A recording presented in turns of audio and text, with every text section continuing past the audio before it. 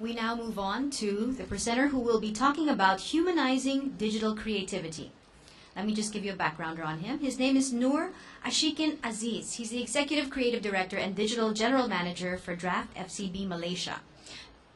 And he is an international integrated advertising solutions agency with headquarters in New York and Chicago. I'm talking, of course, about Draft FCB. And he's also the General Manager of Digital for Draft FCB Ignite, a sister company. Noor comes with a wealth of 20 years advertising and consulting experience that spans across traditional, mainstream, direct marketing, CRM, and online.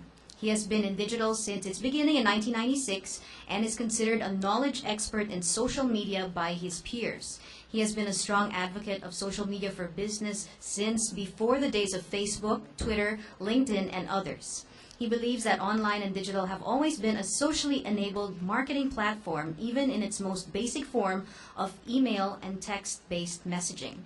As both Executive Creative Director and General Manager of Digital, he drives integrated campaign solutions that is media agnostic and provides the best smart spend advertising strategies for Draft FCB's clients. This enables him to focus on delivering the best solutions that leverage on digital and social media because of its effectiveness to provide better and tangible results for Draft FCB's clients. So Noor believes also that mainstream media is always going through an evolution of change. Let's hear from the man himself. Sir? Thank you.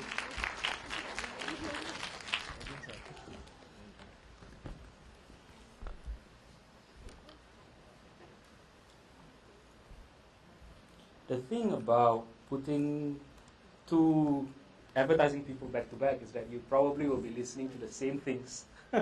Because while Jeff talks about the 4 rules, I've added on a little bit more. It's still following the same rules a little bit more, and I'll explain to you later.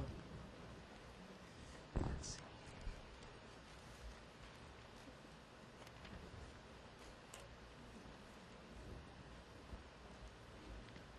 Okay, so the topic today will be about humanizing digital creativity. Let me just open up some of my notes that I have on my iPhone, not on paper.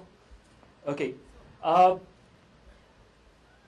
the thing about when I'm talking here to a technology conference, I'm fighting between two things. One would be talking to a group of people who are obviously technology savvy, and they would want to think about what are the next great platform, what is the next great idea. And then I'm fighting against myself, who belongs to the forgotten group. I would say, I think just now, Angela brought up something very, very interesting about being a user experience expert or into user development, and that is in the form of content creation. So you have one part where it's all about technology, about the ideas of technology, what technology has, mobile platforms, digital and all. And then you have the other part, which is where creative agencies come in. And where we come in is that we produce content. And where we come in is that we think like users, right? We think that at the end of the day, we do know, we all have to know. I'm so nervous. Right? We all have to know that technology is nothing without content. TV is a TV when there is no good shows on it, right?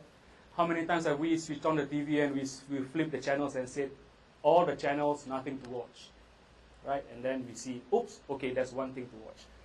And then how many times have you gone onto YouTube and you go through playlist after playlist after playlist after playlist, and you just watch only 5 seconds of items, or 5 seconds of videos. And of course, that one single time that you watch that 3 minutes of videos or that 10 minutes of videos is because somebody forwarded you that video, posted it up on LinkedIn, on Facebook or on Twitter and said, hey, watch this. And then you believe it, and then you watched it. Or all that 10 minutes, or even 30 minutes of it. So it's all about content. Right? So in as much as we will want to say that technology drives innovation, there is also the other part where the users come in, the consumers come in, the agencies come in, the thinkers come in, the ideators come in, and they just said, this is going to be a great content that people would want to participate in. And that's where we come in, and that's what I'm going to talk about. What's humanized creativity? Just a little bit of an explanation. It's the importance of awareness of self, our ability to gesture and respond to to our surroundings kinesthetically. That means, in other words, using eyes, mouth, eyes, the five senses, to empower the innate essence of expression within us all. That means to make us all creators. Creativity, it's about doing something that makes other people think and do something else. So it becomes like exactly what social media is doing. You're doing something, you're doing a content in the hope that somebody else will take that content and do something about it, or just spread it around, just as small as telling someone what that content is about. So humanized creativity, it's about creativity driven by technology in the digital age, because technology drives that. And while Jeff just now has talked about the 4 rules of creativity, I've added on a little bit more, where it now becomes 5, but I've concised it down to saying that humanized creativity in the digital age is bound by 5 things, or 5 thoughts. I would not say it's rules, but we need to think about this when we have any content. In fact, even when you have any technology ideas, you would still need to make it real. Right? That's one. So humanized creativity is about real. Second is that it has to be visceral. That means it has to be bigger than life. It has to be larger. If you are a brand and you are doing some marketing, that means it needs to stand out against what the rest is doing. It needs to be real enough that other people would actually say, this is great, this is good, and I'll talk about it. Right? It has to be relatable, location-based. That's one item. That's when you think about it from a technology perspective. It has to be relatable from an ideas base. You cannot say that, okay, I am here and I'm selling you a hand soap. So it's not relatable.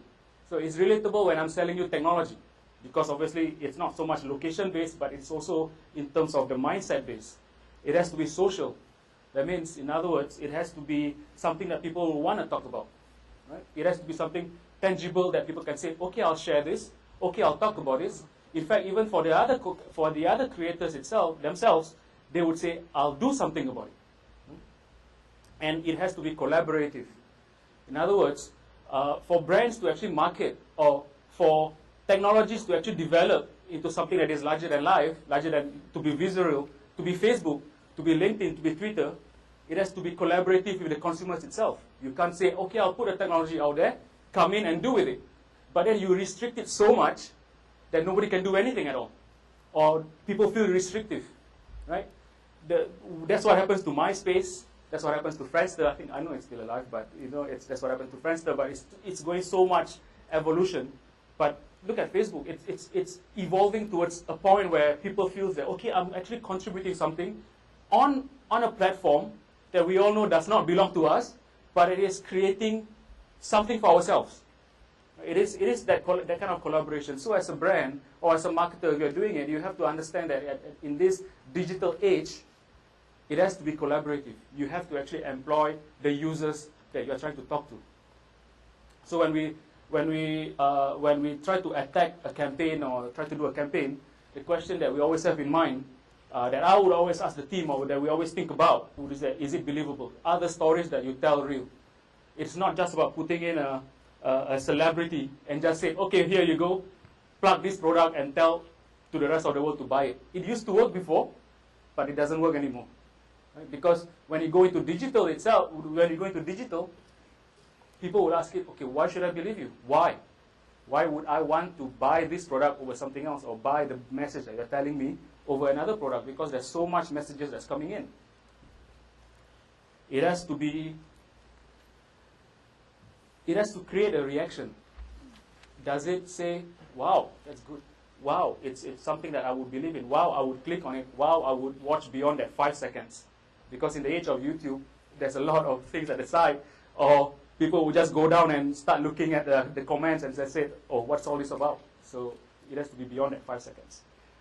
Is the creativity relatable? I asked my team, and when we attack things, we would say, when we talk to the people, when we talk to the consumers, do the consumers believe us?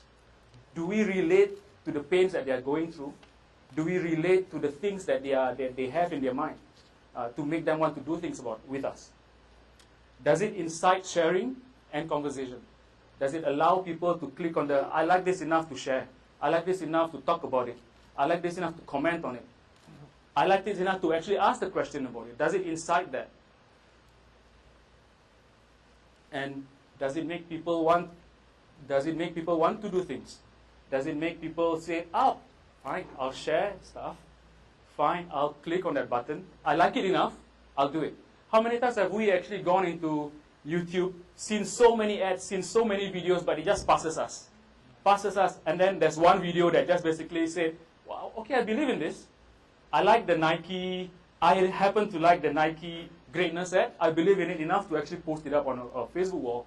You know, so I think it is, does it make people want to do things for us? Does this make people want to do things for you? If you are a mobile platform developer, if you're an app developer, if you're a games developer, if you're any sort of developer or any technology developer, does it make your consumers want to download the app or download whatever stuff that you're doing and do things with you? Does it allow that? If you are thinking only one way, I have an idea, I'll put it up, people will donate. It doesn't happen, because it doesn't happen even in real life. You have an idea, you go to a friend and just say, can you give me $10? Why? I need a bus fare. Why don't you have money? You know, so it's this kind of stuff. You need to think about how do you ask, right? So it's beyond just about saying, I have an idea, I'll put it out there, and it'll happen. It doesn't happen. There are so many thousands, millions, even billions of ideas that is out there, and there's only 4 or 5 social media platforms that we're on. Twitter, Facebook, LinkedIn, maybe YouTube, Google. 5. Out of that, probably hundreds, thousands, millions came before that. So does it make people want to do things with the ideas that you have?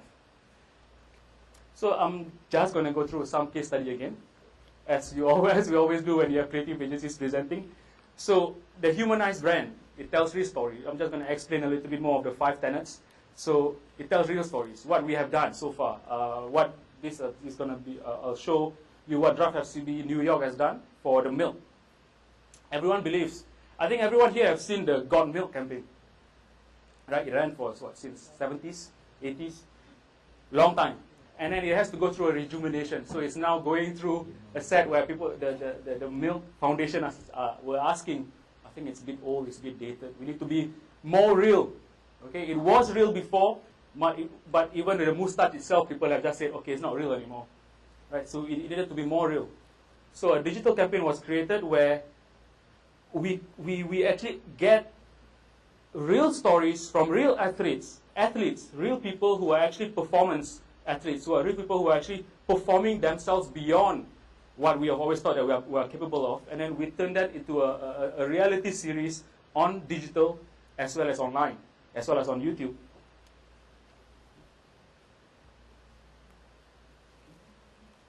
So just all the videos, I think it's similar to what we've done with like the Old Spice, similar to that, just that this one is focused on milk and Olympic stars and triathlete stars. So I'll just show you one video of a triathlete called Miranda Caffrey.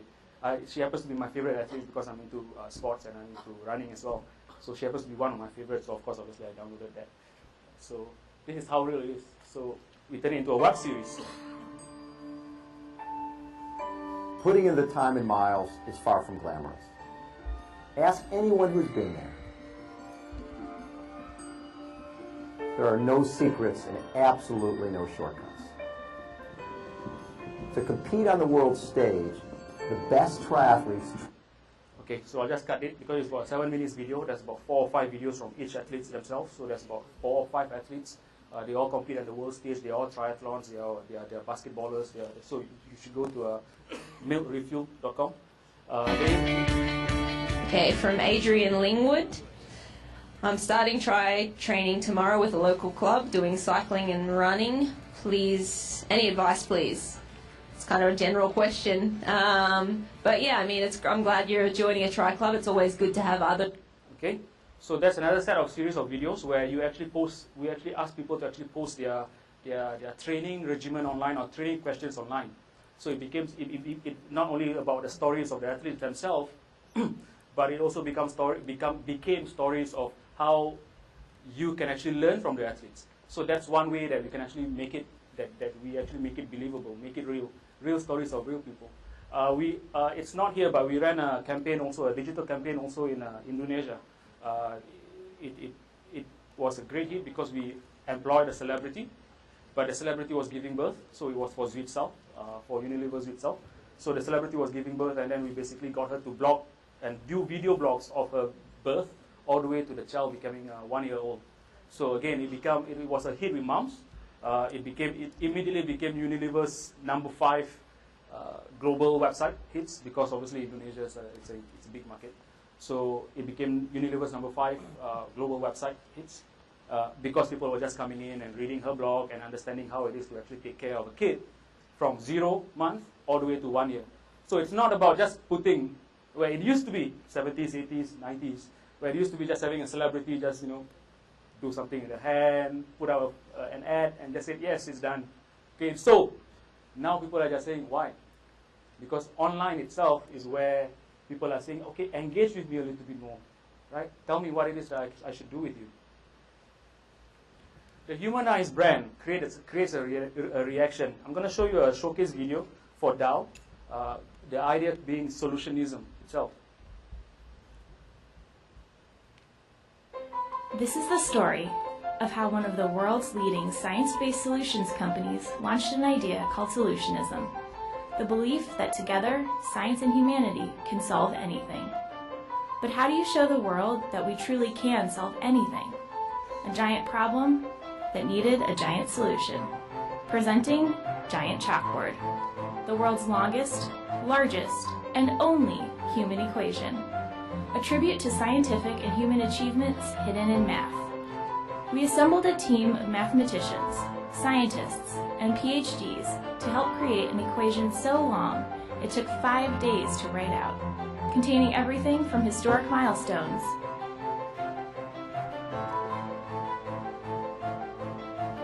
to pop culture, using complex calculus to basic arithmetic, so everyone could contribute to finding the solution.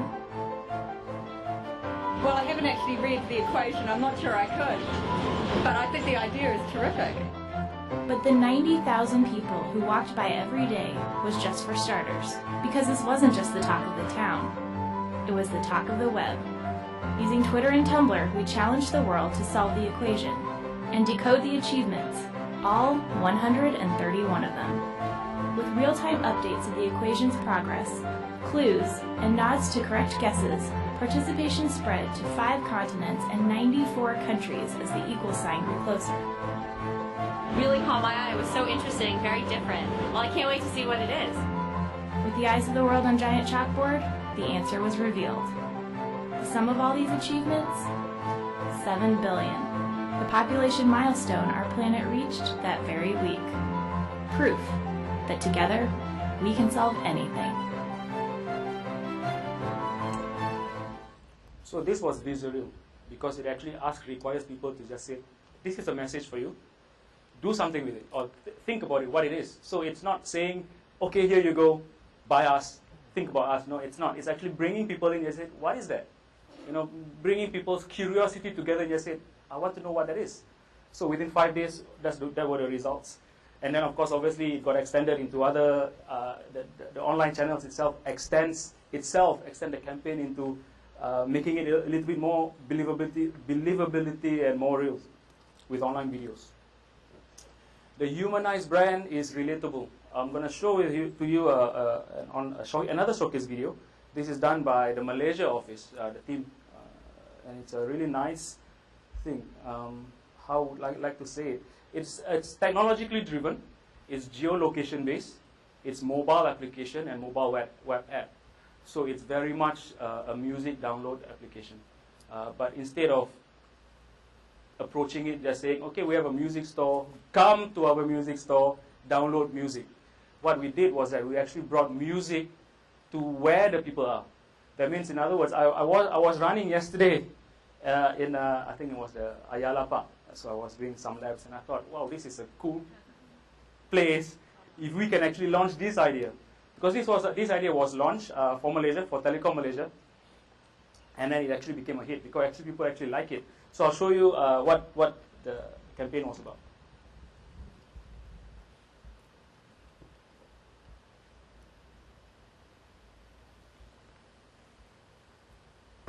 In January 2012, digital music sales surpassed physical music sales for the first time ever. The explosion of online music stores, music apps, and music streaming have changed the way we access and experience music. Challenge. How can a local online music store like HipTunes by Telekom Malaysia compete with the giants of the digital music market? Our idea is based on the insight that all of us have our favorite playlists, each for different moods. Some playlists get you pumped up, others help you chill out, some may even put you in the mood for romance. We wanted to tap into those emotions and turn them into a mood to buy music. Idea. Introducing the HipTunes Music City. It's an entire city geotagged with different music playlists. All music lovers had to do was launch the Music City web app, and they'd immediately have access to songs on the playlist at their location. For example, a jogging park would have a playlist that gets joggers pumped up.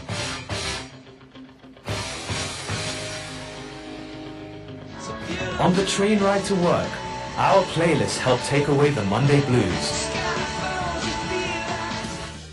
If you're on a date, we even have a playlist to get you in the mood. And if you were moved by the songs, you could instantly make a purchase. This created a mood to buy music. Results.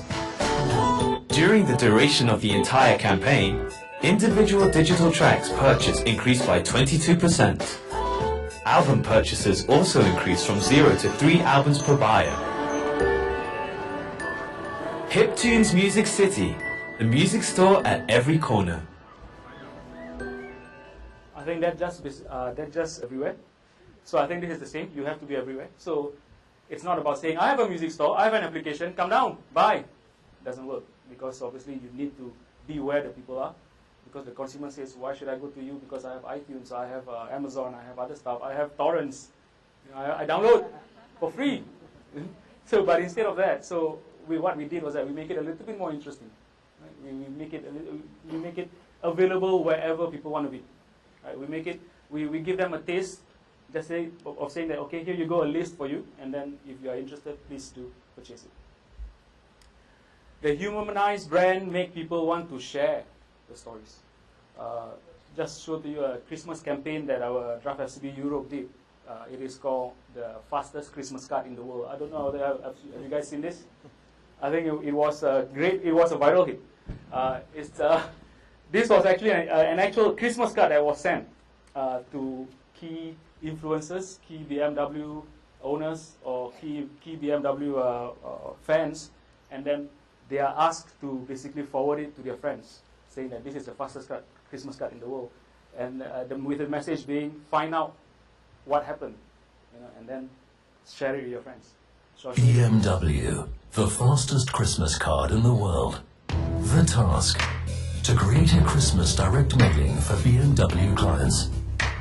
The Christmas card could have looked something like this, but what the clients got from BMW was this: the fastest Christmas card in the world. Apart from Christmas greetings, the mailing explained how the card was created. A QR code and a link led to its making of, so the clients could find out why the card looked a little special. And here it is.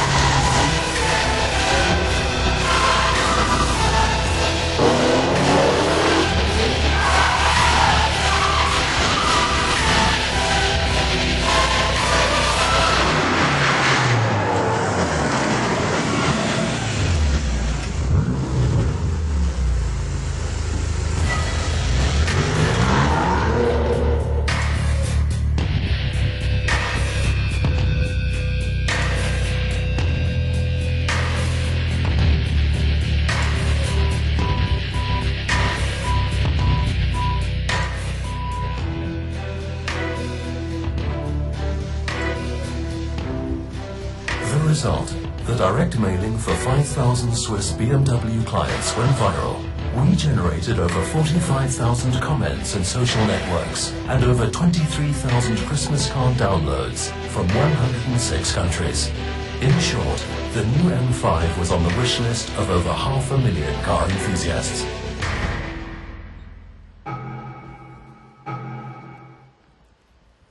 So if it had been a normal Christmas card, nobody would have forwarded it, right? Because, you know, that's what the brief that we get. I mean, some of you may be in the creative agency business.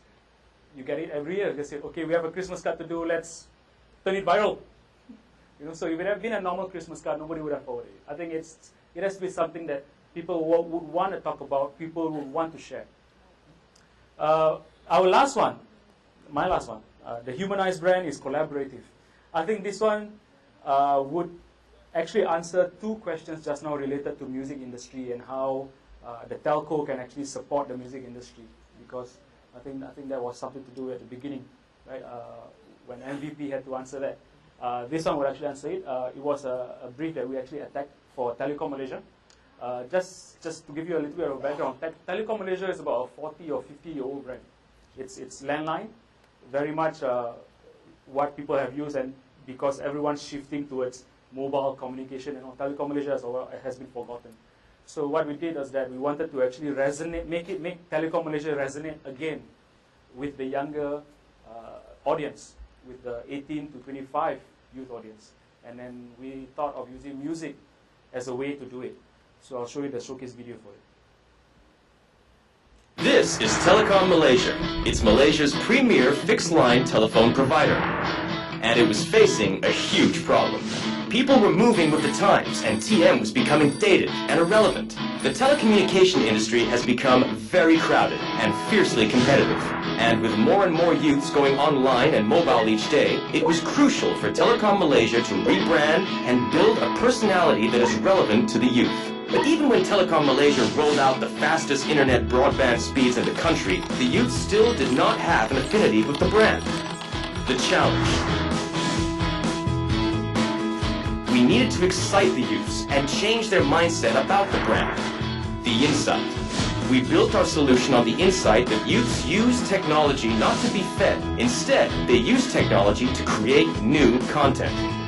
By leveraging on its youth portal everyoneconnects.net, Telecom Malaysia launched a massive online to on-ground campaign that inspired the youths to create their own content. How? We let the youth customize their own concert, just like an iTunes playlist at an underground outdoor music and arts event called Urbanscapes. This is how we did it. We went out and recruited monster gig creators. And they came from everywhere. The recruitment drive led our creators to the campaign webpage where they could start building the concert they wanted. From creating the opening acts, to even creating the closing mashup set with the headlining act.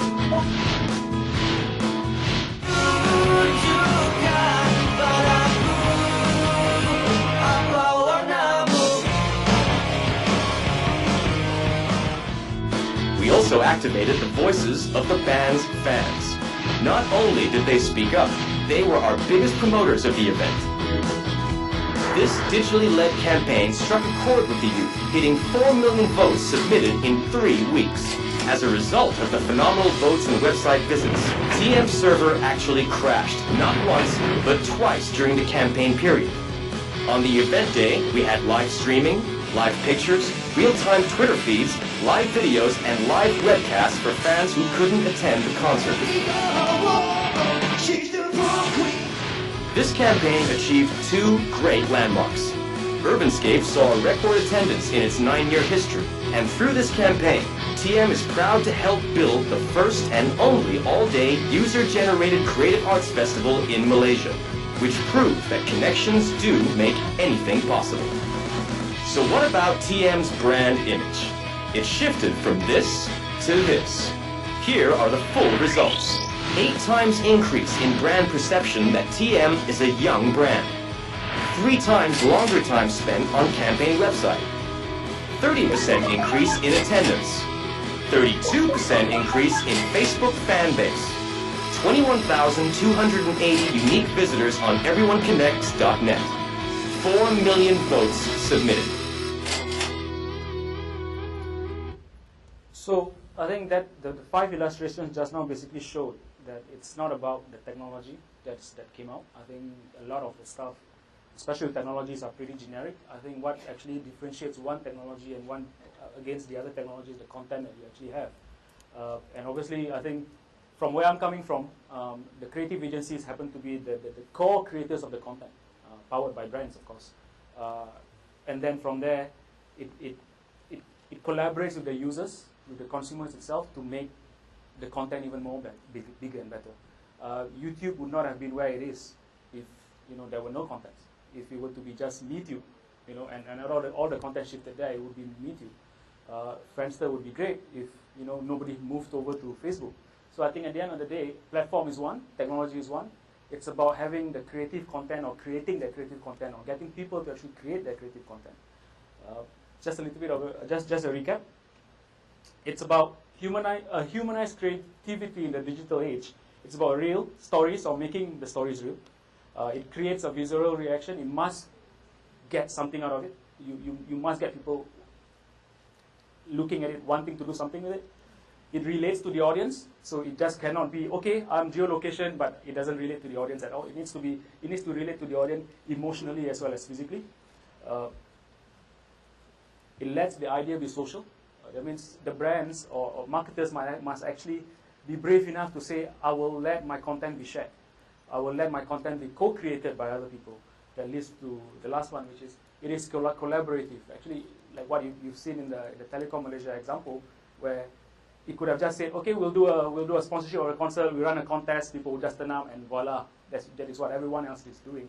But the bigger challenge was that we needed to shift the brand towards something that the youth believe, the younger audience believe, that it will be something that, yes, I believe in the brand again. So we turn it collaborative. So just last slide. It's the humanized brand that humanizes digital.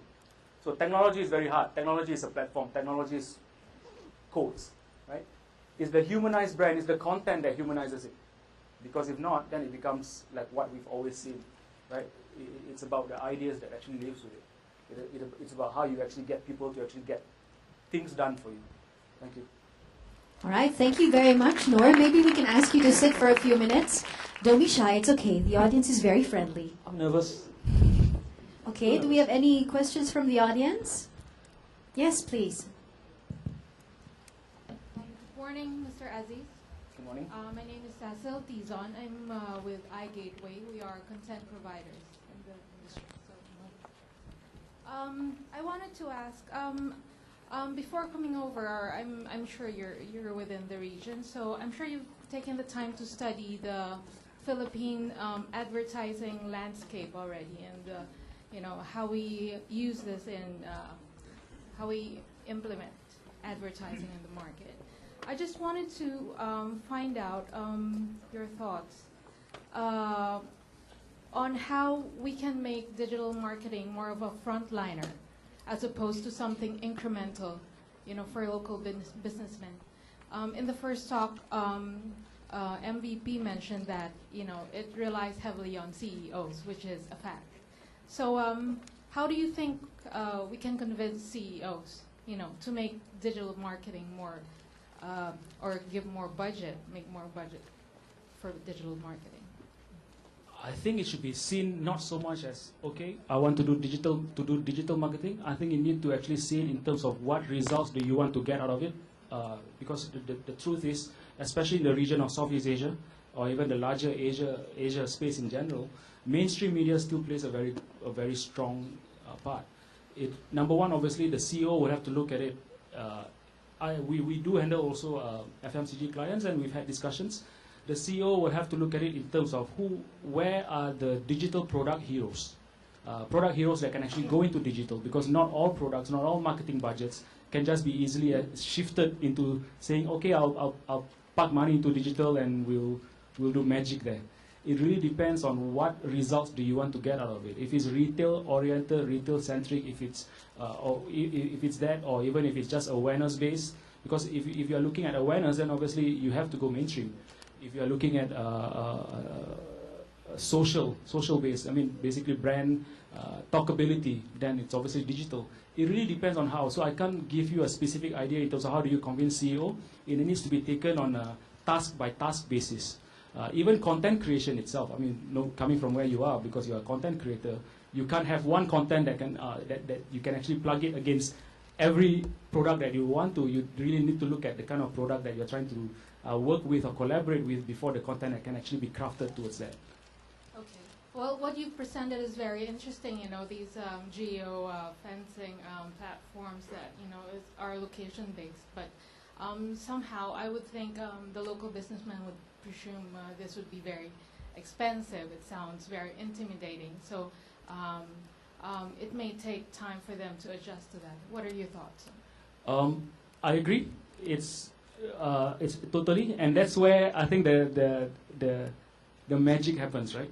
The magic happens because it's always the smaller agencies, or not the smaller businesses, the smaller companies, the smaller shops that are actually doing more innovation rather than the bigger ones. From what I can see, at least in the past few years that's happened, even in Singapore, even in Malaysia, even in Indonesia, the larger ones will actually be risk averse. That means, in other words, big telcos will not say, I will create a division that will just do online music store and it will be successful. They will go, what's the online music store that's successful, and we'll buy it. So it's always the smaller companies, the smaller ideas, the smaller technology hub, like all of you, most of you, are the ones that is actually will be doing the innovation. So the best thing is that if you are thinking about thinking big, start small. Thank you very much. Because I think that right now, in terms of advertising, digital only gets maybe what I was told a while ago, maybe 1% of the whole budget, and that's so minimal. It's between 1 to 20% depending on what it is. But yes, I've seen really small digital budgets for big global campaigns, and I've seen really nice budgets for small campaigns. So it's dependent on the campaign, or is there, let's say, you sit down for your yearly budget, and let's say with Draft FCB? Yeah, it really depends on the results that you get, because normally what we've done is that with our clients, or at least what we've collaborated with our clients, that we actually pick product heroes and either product heroes or brand messaging that we want to achieve, and then from there we actually work it out from there. But we have seen a good budget coming out for 1 or 2 product heroes. All right, thank you very much for that question. Next, we have another lady over there. Hello, Noor. How are you? I'm good, thank you. Apa kabar? Kabar baik, terima kasih. Yeah, selamat tengah hari. My name is Isabel. I'm with the IMAP Organizing Committee, and my question would be, after 2 days of amazing information sharing and having speakers from all over the world share their thoughts and expertise on various topics, my question would be, do you see cultural differences as challenges? If so, what are your thoughts on solving these challenges? I saw that, but I don't see that anymore, because obviously digital has allowed for an openness, especially social media has allowed for an openness of cultural exchanges. So what has happened is that there's a lot more shift, especially with the younger generation, who is obviously going to be the core audience or the core market moving forward, is that I've seen a lot more amalgamation of culture. One, because there's a lot more cross-cultural boundaries crossed. People are starting can work anywhere. There's a lot of Filipinos who actually works in Singapore. There's a lot of Malaysians who work in Singapore. There's a lot of Singaporeans who works in China. There's a lot of foreigners, expatriates who works in Japan. So there's a lot more of physical exchanges that has happened in the past years. And then obviously with social media itself, there's a lot more information that has actually crossed this boundary. So there's a lot more amalgamation that has happened. So I used to see it, I don't see that anymore. There's always a thread of insight, a thread of emotional connection that actually happens across all these countries. Thank you very much. We do have a question from Theater 3. Go ahead.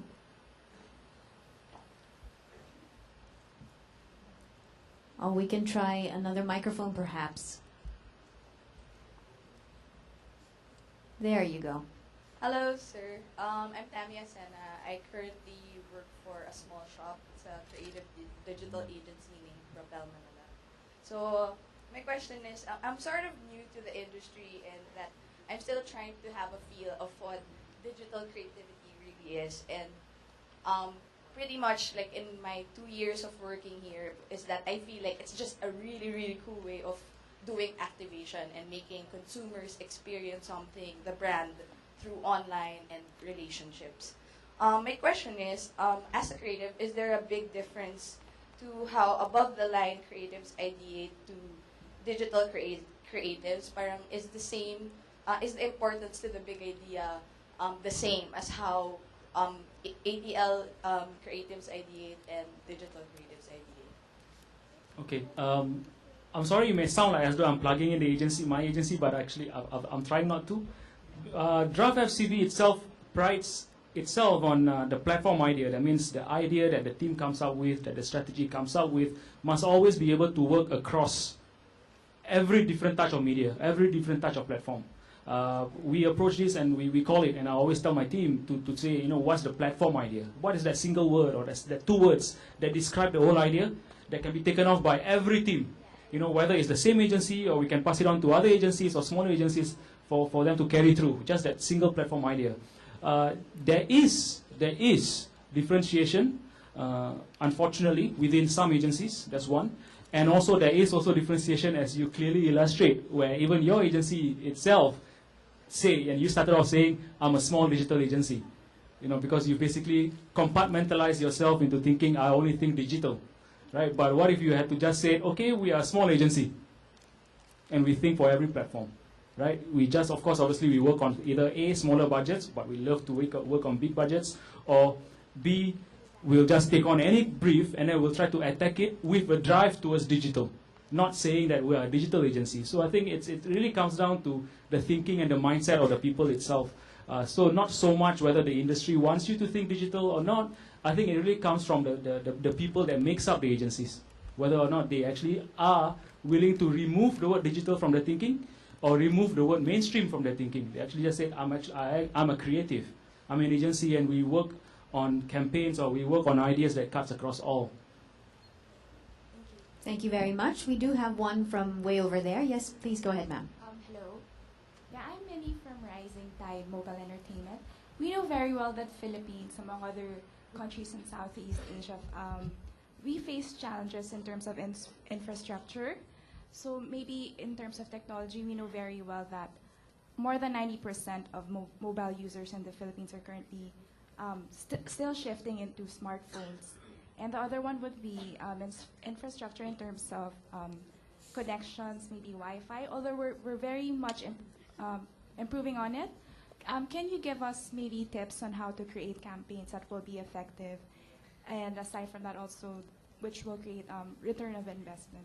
Well, there were 5 tips there just now, so I think that was I think that would actually be the tip the tips in terms of what do you start thinking, or how do you actually gather or get your thinking going. I mean, obviously, it needs to be real, it needs to be visceral, it needs to be people need to be able to relate to it. So I think those are the generic tips. The second tip, of course, obviously, you need to understand your consumer. You need to understand the brief. I've seen so many times. In fact, I've gone through so many times, even when we were working on a brief or any project, where the creative team thinks it's great. You know, everybody thinks the idea is great, but sometimes people really do need to come down to the ground. I think the next tip, I think the biggest one is that always come down to the ground, not because to think small, but the ground is where the people are. Ask yourself, you know, would you actually use it? Because people tend to think that they want to think big, they want to tell big stories, they want to do great big movies, 5 minutes videos, 10 minutes videos, you know, that people will want to watch. But then you have to ask yourself, would I myself sit through that 10 minutes videos? You know, so if you can't answer that yourself, if you can't think like consumers yourself, then I think that's going to be a great big disconnect between what you think about and whether you'll be successful. Thank you. Just one more follow-up. Have you ever worked on a project wherein you influence shifting those users, like Nokia, Symbians, influence them to shift to digital and use smartphones? In other words, is your question, do your question mean people who are not smartphone users to buy smartphone? From feature phone to smartphone, the campaign, and we've worked on it because we used to handle Motorola a long time back, is choose which smartphone is the right one for you. So it's more that rather than intent. Thank you. Thank you very much. Do we have any other questions? Okay, maybe we can just close off with, you were saying a while ago, you also have to think as a consumer, because obviously you're talking about it from the advertising standpoint. As a consumer, how can you tell this audience that digital actually is human, or it has heart? Maybe from an experience that you've had, because obviously you're tackling it from the other side. Okay, I think, yeah, I am tackling it on the other side, but always think of it, I mean, what is human about digital is the fact that we actually share information, right? So what makes you want to tell your friends about something that you have heard about? Yeah, so that is the humanity that is digital. Where it used to be that people would come, you'd sit around a coffee shop or a cafe and talk about stuff. Now I think people tend to sit around a cafe and open up their laptops or have their smartphones and talk about stuff on Facebook and Twitter and LinkedIn and Instagram, right? So I think the same insight is still there. What are the feeds? What are the stuff that you can actually feed into people's mind that make one to talk about it? Talk about you, talk about the stuff that you want them to talk about. So that's the humanity of it. The same story happens, it's just that it happens virtually. Thank you very much, Noor, Aziz. Thank you. That wasn't so painful, was it? You're not shy anymore, are you? Thank you very much, sir.